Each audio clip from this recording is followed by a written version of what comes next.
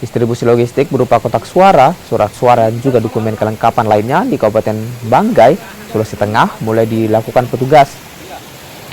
Distribusi dilakukan lebih awal mengingat lokasi ini sulit terjangkau. Petugas kepolisian yang membantu distribusi logistik harus berjibaku melewati hutan, daerah berbukit hingga sungai untuk tiba di daerah Baloa Doda, Kecamatan Pagimana. Petugas pun membutuhkan waktu 3 hari dengan berjalan kaki untuk tiba di lokasi. Iya. Polres Banggai dalam rangka mengawal logistik Pilpres Pileg ke Desa Baloa Doda saat ini baru dalam perjalanan, dan saat ini kita tiba di pinggir kuala, pinggir kali atau sungai, di mana ini sudah pertengahan antara desa apa Pak tadi sini? Bulu, Desa Bulu dan Desa Pelobian. Masih setengah perjalanan lagi.